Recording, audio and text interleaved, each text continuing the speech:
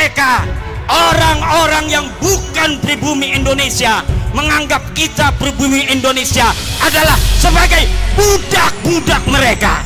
Diam saudara. Berani nggak tes DNA? Diam saudara. Berani nggak tes DNA? Diam saudara. Berani nggak tes DNA?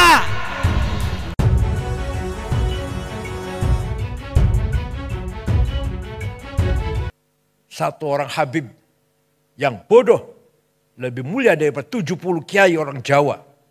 Itu kan ngomong gak benar itu.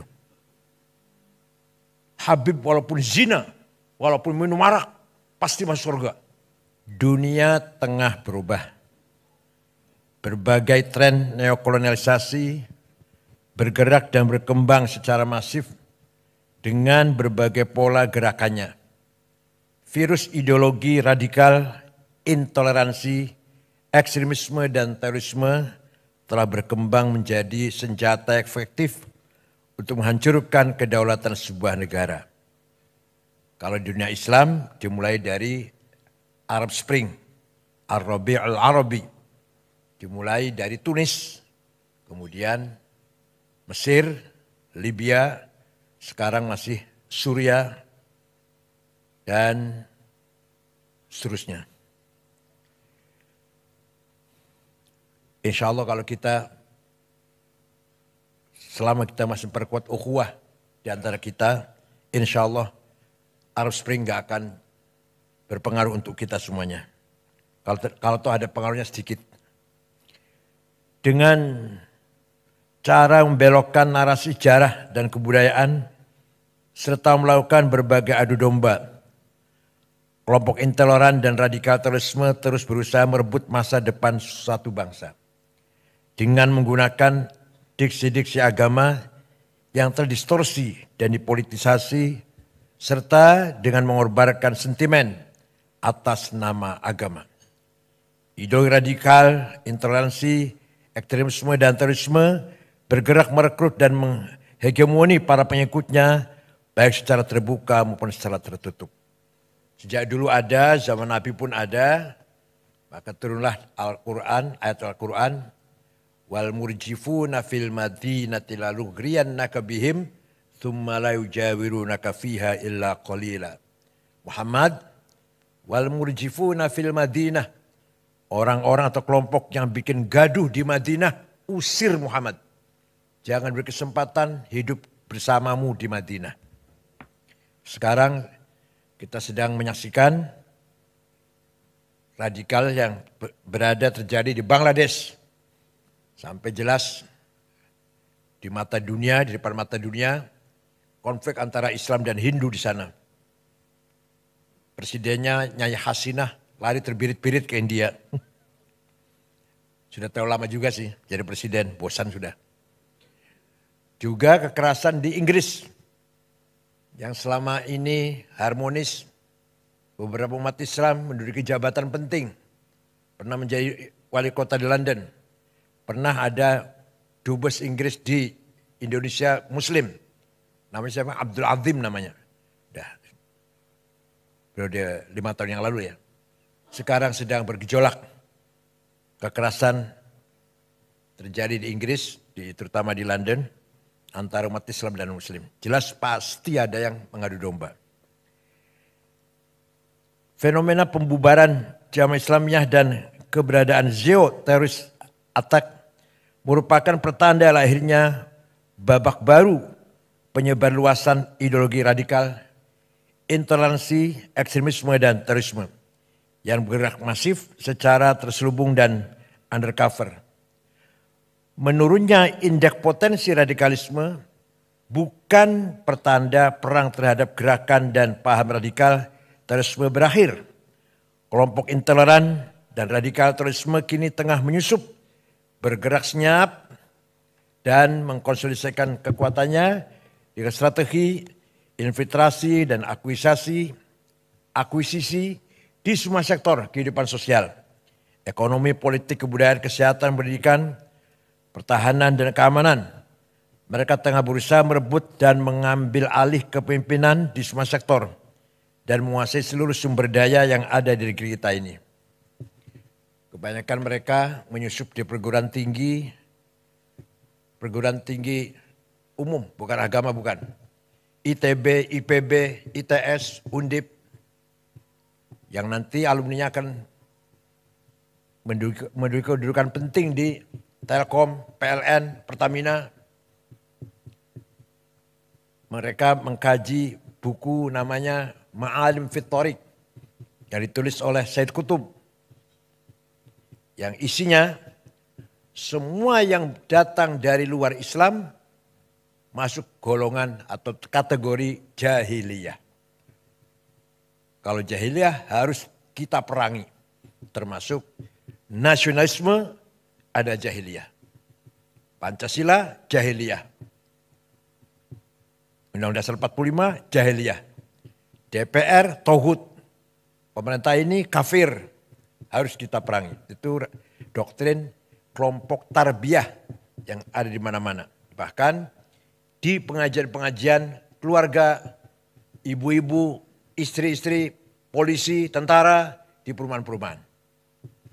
Bahkan mereka khutbah di kantor-kantor pemerintah malah isinya mengkafir-kafirkan pemerintah.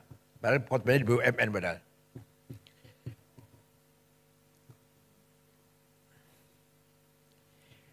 Para penyelenggara negara, aparat penegak hukum dan khususnya BNPT harus lebih waspada dan melakukan screening secara lebih detail terhadap sel-sel intoleransi dan sel-sel radikal terorisme yang lebih luas di ruang publik. Karena sel-sel tersebut tidak lagi menunjukkan tampang garang dan bergerak secara sembunyi-sembunyi, tetapi dengan terang benderang mereka bergerak menggunakan berbagai identitas dan cover, baik sebagai politisi, polisi, tentara, pebisnis, pendidik, agamawan, atau profesi lainnya. Di kelompok polisi ada namanya polisi as-sunnah. Harus kita awasi lah kita. Alhamdulillah hadir tengah-tengah kita Bapak Dr. Sony Haribowo ya Pak ya. Ini ahli cyber security, terutama di bidang jasa keuangan, perbankan, domisili di New York, kebetulan lagi pulang Indonesia. Dan aktif di SAS Center, beliau sebagai Dewan Pakar. Terima kasih atas kedatangannya. Ada Pak, dari SAS Center ada Pak Singgih, ada Pak Gus Gofur, Mas Pungki, satu lagi apa Mas Pungki? Pak Dwi. Mas Pungki ini dulu wartawan. Apa sekarang masih wartawan juga?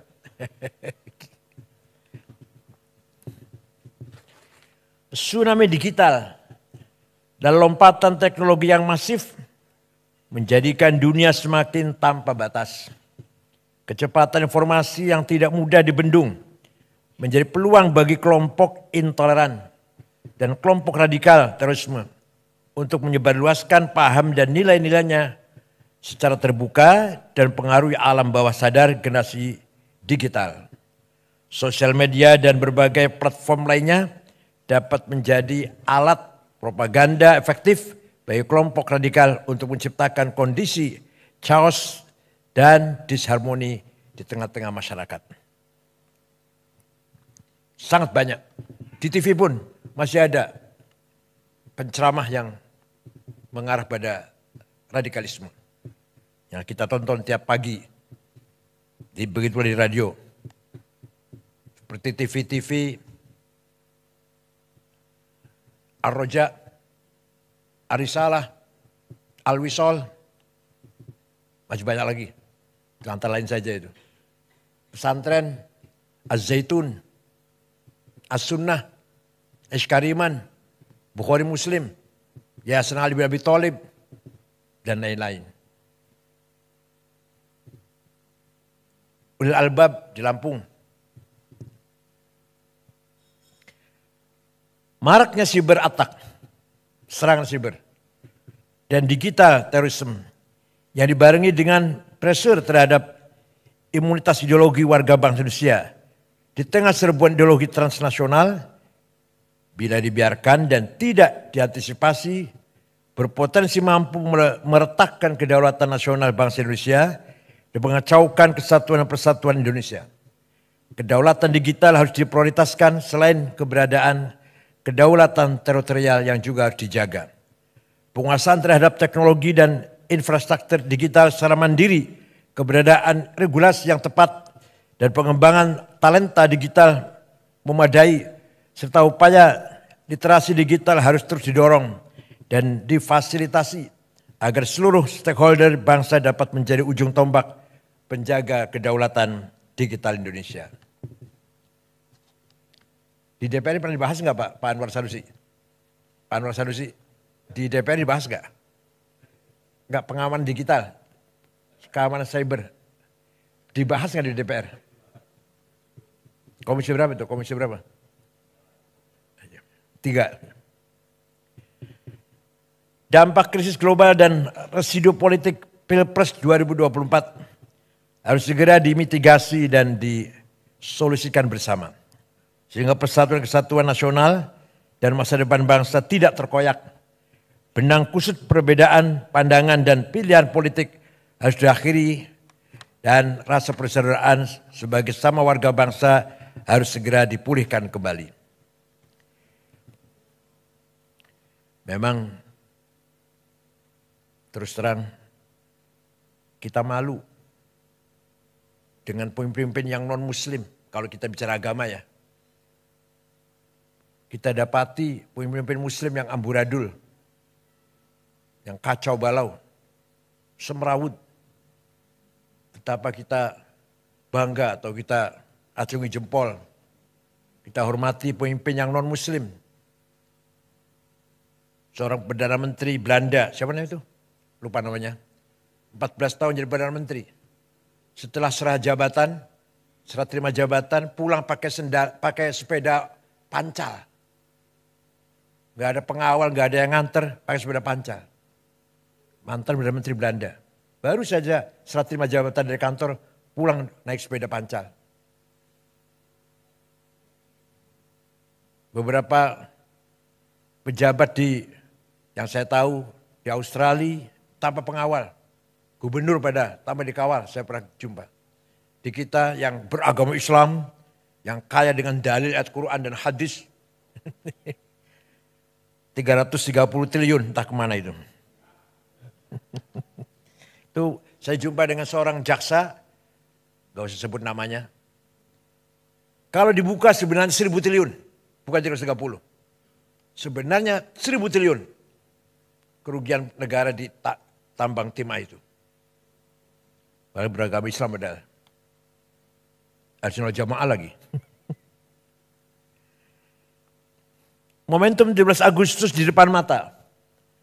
Maknai kemerdekaan Indonesia harus lebih bisa dimaknai sebagai momentum untuk melakukan refleksi, evaluasi dan menyusun rencana aksi guna mewujudkan cita-cita kemerdekaan Indonesia. Kalau dalam bahasa Arab, muhasabah, introspeksi. Kemudian kalau kita menjumpai kegagalan, mu'atabah, blaming self. Jangan nyalakan orang lain. Kemudian ke depan, muraqabah.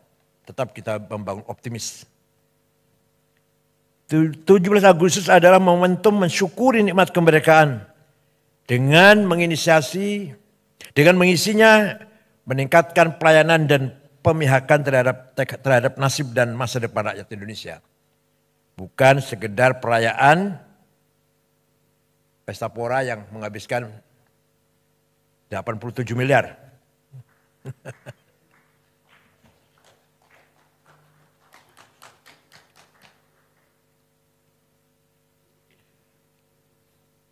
Demikian halnya peringatan kemerdekaan dengan pernak-perniknya seharusnya wajib menjaga harmoni keberagaman dan menjaga perbedaan keyakinan, bukan sebaliknya seolah menjadi ajang penyelarasan dengan tekanan tertentu untuk menanggalkan kewajiban agama. Di sini dibutuhkan kelompok yang betul-betul mengawal moral bangsa. Baik dari ulama Islam maupun dari para agamawan, agama-agama yang lain. Al-Quran jelas sekali. Wala tasubbul ladzina yad'una min dunillah Fayasubbul adwan bighairi ilm. Kadzalika zayyana likulli ummatin amalahum. Kamu jangan mencaci maki non muslim. Jangan caci maki orang yang tidak menyembah Allah. Jelas sekali Quran itu. Karena masing-masing kelompok umat mempunyai kebanggaannya masing-masing. Tidak boleh kita saling mencaci maki. Harus kita hormati. Wala tasubbul ladzina yad'una min dunillah. Jangan menghina orang yang tidak menyembah Allah. Bapak sekalian, kelompok intoleran dan kelompok radikal terorisme hingga kini masih seringkali memanfaatkan rumah-rumah ibadah, majelis-majelis taklim dan pusat-pusat kegiatan keagamaan di lingkungan pemerintahan, BUMN yang masih terlalu longgar untuk menjadi wahana persemaian ideologi dan penyebarluasan gagasan kekerasan dan anti moderasi agama. Karena di Jakarta itu sholat Jumat sangat banyak. Stok khotib kurang. Asal mulanya itu. Jadi khutbah khotib seadanya. Masjid banyak, kantor-kantor Jumatan. Masjid-masjid di masyarakat sangat banyak. Yang mampu khutbah kekurangan. Jadi stok khotib yang kurang. Akhirnya seadanya khotib. Asal bisa ngomong. Maka naiklah ke panggung-panggung khutbah Jumat orang-orang yang tidak layak, tidak pantas menyampaikan dakwah Islam dengan sebenarnya. Dalam khutbah mencaci maki, tidak sah itu khutbahnya. Kalau ukuran kitab Fathul Mu'in, Fathul Qarib nggak sah. Nyebut nama aja nggak sah. Kalau khutbah mencaci maki orang, dia menyebut nama sudah tidak sah itu. Kalau mau ceramah, kalau mau menyebut nama di luar khutbah, ceramah biasa. Kalau dalam khutbah, 2 khutbah itu mengganti 2 rakaat salat zuhur. Sangat suci, sangat sakral khutbah Jumat itu.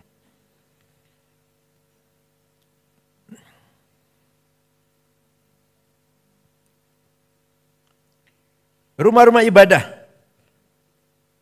majelis taklim dan pusat kegiatan keagamaan yang telah berhasil dikuasai oleh kelompok intoleran seringkali berubah fungsi dari yang seharusnya menjadi pusat ketaatan dan pusat peradaban yang menyebarluaskan kasih sayang, kemanusiaan dan menggerakkan kemajuan berubah menjadi pusat penyebarluasan kebencian, kekerasan, konflik dan perpecahan. Kalau di Indonesia memang yang banyak berbuat begini yang orang Islam. Kalau di negara yang mayoritasnya Katolik, orang Katolik. Kalau Indonesia karena mayoritas orang Islam, copetnya orang Islam, yang korupsi orang Islam. Kalau di Filipina ya orang Katolik. Kalau di India ya orang Hindu. Kalau di Cina misalkan, ya Buddha. Kalau di Banyuwangi copetnya orang mana? Ada di Bali copetnya orang mana? Orang Banyuwangi sih, Islam juga. Kalau di Amerika, Protestan Pak ya? Copetnya Protestan. Kalau di Indonesia mayoritas Islam, maka bajingannya juga orang Islam. Rasulullah SAW juga jauh-jauh hari telah mengingatkan kita semuanya agar jangan sampai rumah-rumah ibadah beralih fungsi menjadi fungsi yang sia-sia atau bahkan berfungsi destruktif bagi masyarakat, bangsa dan negara. Ya'ti 'alan nas zamanun yahlifuna fi masajidihim wa laysa humumuhum illa dunya. Nanti dia akan datang, akan kita lihat ada sekelompok umat Islam rajin ke masjid, tapi sebenarnya tujuan mereka bukan agama. Urusan dunia, politik, harta atau lain-lain. Bukan untuk ibadah. Sudah ada hadisnya itu. Fala tujalisum. Jangan kamu pergauli mereka itu. Rawahu Al-Hakim. Jadi 15 abad yang lalu Nabi sudah memprediksi akan terjadi sekelompok orang rajin di masjid, tapi tujuannya bukan untuk ibadah. Virus ideologi radikal intoleransi yang bergerak masif secara terselubung dan undercover harus diberantas tuntas. Imunitas ideologi harus diperkuat konsensus nasional, spirit kebinekaan, dan spirit cinta tanah air harus terus dijaga dan dikonsolidasikan. Di Mesir, Ikhwan Muslimun radikal mencoba kudeta terhadap Presiden Jamal Nasir tahun 65. Gagal, pemimpinnya digantung, Said Qutb, Ashmawi, Zaki Muhandis, Umar Tilimsani, Hussein Hudaybi, digantung di Medan Tahrir, Tahrir Square. Ikhwan dilarang, tapi muncul lebih radikal lagi. Jamaah Takfir wal Hijrah tahun 69. Dibentuk oleh seorang bernama Syukri Ahmad Mustafa yang mengkafirkan seluruh orang, semua orang kafir, termasuk Grand Sheikh Al-Azhar. Itu yang membunuh Presiden Muhammad Anwar Sadat tahun 81, membunuh Menteri Wakaf Haji dan Wakaf Husain Az-Zahabi, membunuh wartawan senior Yusuf Sibai. Kemudian Hosni Mubarak memberangus mereka. Ternyata tidak habis, nggak bisa habis. Kebanyakan mereka sembunyi di gurun-gurun Sinai, antara lain namanya Ayman Al-Zawahiri. Kemudian pergi ke Afghanistan, jumpa dengan Usama bin Laden dari Saudi, bergabung menjadi satu mendirikan Al-Qaeda. Dari Mesir namanya Ayman Al-Zawahiri. Kalau ISIS didirikan oleh seorang remaja umur 22 tahun dari Jordan namanya Mus'ab Zarqawi. Yang jelas 1000% made in Tel Aviv. Kalau ISIS. Kalau Al-Qaeda enggak, bukan made in Tel Aviv. Al-Qaeda made in Afghanistan. Kalau ISIS, Mus'ab Zarqawi memang domisili di Tel Aviv, anak Jordan. Kemudian terbunuh, diteruskan oleh Abu Bakar Al-Baghdadi. Yang nama aslinya Awad bin Ibrahim Al-Badri. Sudah terbunuh juga sudah. Rasulullah juga bersabda pula, "Sakhruju min did hadzal rajul qaumun yatluna al-Qur'an wa la yajawizu halaqi ma hum syarh khalqa wal khaliqah." Akan muncul dari umatku orang yang membaca Quran tapi tidak melewati tenggorokannya, artinya tidak paham. Letterlek, hitam putih. Mereka adalah syarh khalqi, sejelek-jelek manusia, wal khaliqah, bahkan lebih jelek daripada binatang. Lastu minhum wa laysu minna. Saya tidak termasuk mereka, mereka tidak termasuk golonganku. Rawahu Muslim. Melalui momentum izinkan LPUI dan LPOK mengajak semua pihak dan mengundang semua tim pemerintahan yang baru untuk bersama-sama menyusun roadmap pembangunan Indonesia yang melibatkan seluruh stakeholder bangsa dan membangun konsensus nasional untuk masa depan Indonesia yang lebih baik. Agar ke depan blubuk pembangunan bukan hanya menjadi domain penyelenggara negara, tapi menjadi domain semua pihak untuk kemajuan bersama. LPOI, LPOK siap menjadi konsolidator diplomasi dunia Islam di kancah internasional, sekaligus menjadi orkestrator harmoni pembangunan nasional untuk kebaikan bersama. Akhirnya soliditas dan sinergitas seluruh stakeholder bangsa, state, private sektor, pers, akademi, dan civil society untuk memajukan kehidupan kebangsaan Indonesia harus terus disegerakan agar melahirkan irama indah dan gerakan yang harmonis bagi masa depan Indonesia yang lebih baik. Itulah yang dinamakan Madinah. Nabi Muhammad tidak pernah mendeklarkan negara agama, negara Islam, enggak pernah. Tidak pernah mendeklarkan negara Arab, negara Madinah.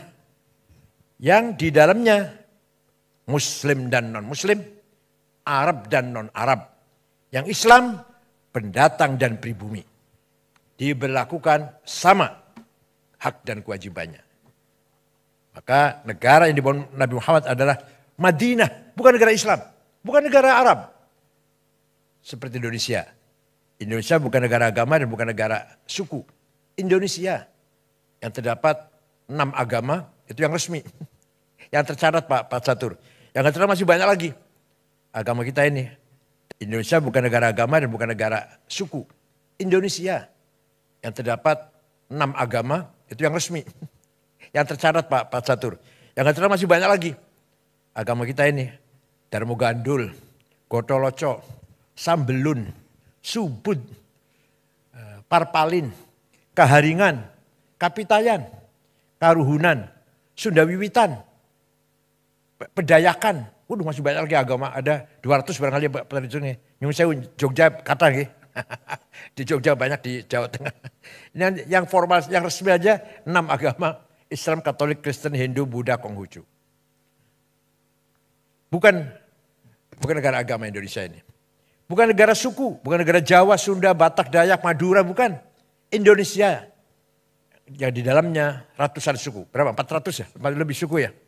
400 lebih suku dan 1000 lebih bahasa.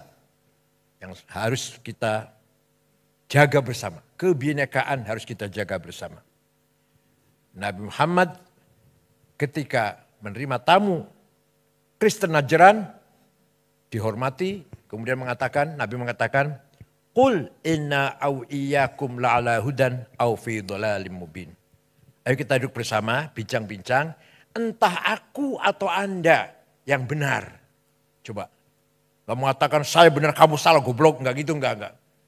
Ini orang yang mengaku keturunannya ini, mulutnya kotor banget. Padahal ngakunya keturunannya Nabi Muhammad. Nabi dulu, mari kita duduk bersama, ayo kita bincang-bincang. Inna kami au iyakum atau Anda, atau inna au iyakum, kami atau Anda, la'ala hudan, yang benar, au fi dhalalim bin, atau yang tidak benar. Ayo kita ngomong-ngomong. Itulah sikap Nabi Muhammad ketika menerima tamu Nasrani Najran. Dan ketika Raja Ethiopia, Najasyi, meninggal dunia beragama ortodok, Nabi Muhammad salat gaib. Mengajak para sahabatnya salat gaib. Menyalati kematian Raja Ethiopia yang ortodok. Ketika ada jenazah lewat, Nabi berdiri. Sahabat mengasih tahu, itu jenazah Yahudi Rasulullah. Iya saya tahu. Itu yang lewat ini jenazah Yahudi saya tahu. Tapi mari kita hormati orang yang akan menghadap Tuhan. Itulah contoh-contoh yang sangat luar biasa dari akhlak yang mulia dari Rasulullah SAW.